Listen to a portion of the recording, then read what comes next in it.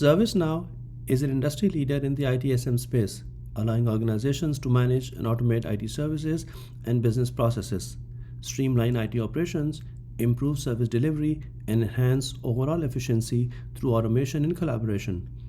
The downside of this ease of access and sharing is that they can present risk based on the client's environment. Risk associated with accidental data exposure, malicious intent, and compliance violations can force companies to restrict or prevent the use of these business tools. Complex tools and fragmented solutions make it impossible to offer the level of security needed today.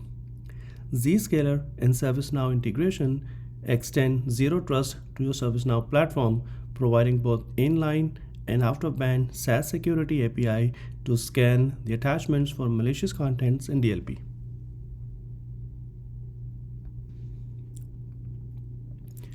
Zscaler Data Protection plays a crucial role in safeguarding ServiceNow for several reasons.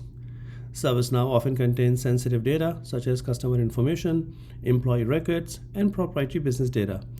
Zscaler Data Protection ensures that this data remains confidential and protected from unauthorized access both in transit and at rest. Many organizations are subject to various regulatory requirements governing the protection of data, such as GDPR, HIPAA, or PCI DSS. Zscaler Data Protection helps meet these compliance obligations by providing robust security controls for data transmitted to and from ServiceNow. Data breaches can have severe consequences for organizations, including financial loss, damage to reputation, and legal repercussions.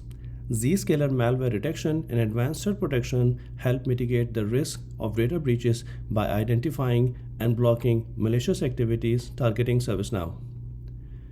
Insider threats, whether intentional or accidental, pose a significant risk to data security. Zscaler Data Protection helps mitigate this risk by enforcing security policies and access controls that prevent unauthorized data access or exfiltration by insiders. So let's now pivot and see how Zscaler inline DLP protects ServiceNow. So here's the inline DLP policy we have, which uses this ServiceNow engine. The action is set to block.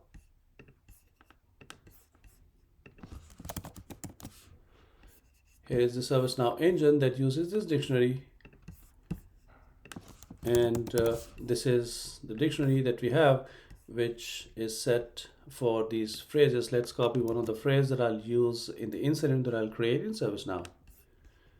So let's go and check our incidents. Right now, there are no incidents. So let's create one and uses the phrase that we have configured in the DLP dictionary. And the policy is set to block. So we should not be allowed. As you could see that the user is denied because I'm using one of the phrases that the dictionary is configured to block. And if I go back and see that, you could see that there were no new incidents and this action was also blocked. So we still don't have any incidents created. So let's go and quickly verify the logs.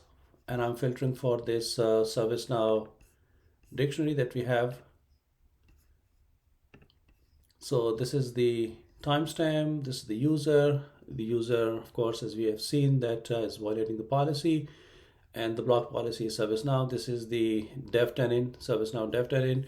We are doing SSL inspection because this is the inline DLP case, and we have some more additional information regarding the DLP transaction that we had, the identifier, the engine, the DLP dictionary, MD5, and since the user was denied, we see a 403 error. So you see how quick and easy it is to protect your ServiceNow using the Zscaler inline DLP. So let's now switch and see how Zscaler out-of-band CASB using SaaS Security API protects ServiceNow.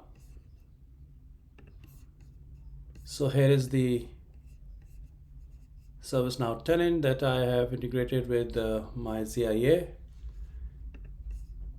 and the ITSM SaaS Security API policy, which uses the tenant. I have SSN and CCN DLP engines enabled. The action is set to report the incident.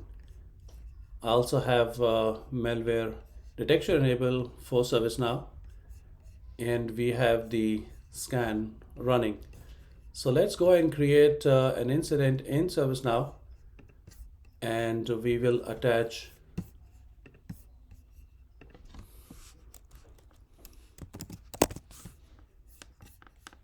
some test files because we have SSN and CCN engines enabled. So let's attach some of the files that contain social security numbers. And I'll attach one file that contains some malicious contents, which is this random text file. It's a PDF file. So now that we have this attachment, let's submit this ticket. And let's verify the SaaS asset summary report.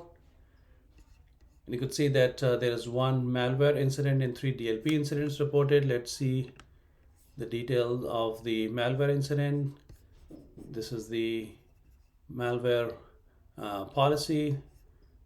This is my ServiceNow tenant, the file MD5.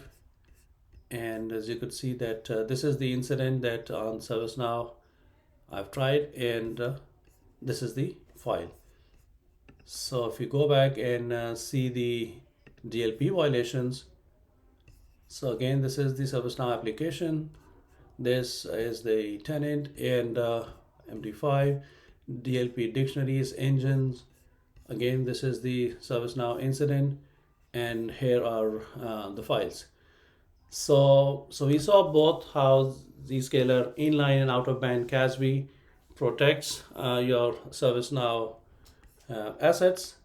So just to recap, what we have done is that we started and covered how Zscaler and ServiceNow integration brings a lot of benefits, and then we saw how Zscaler inline DLP and out-of-band CASB using SaaS Security API protects your ServiceNow assets. So hope you find the contents presented in this video useful. If you have any questions, let me know. Thanks and have a great day.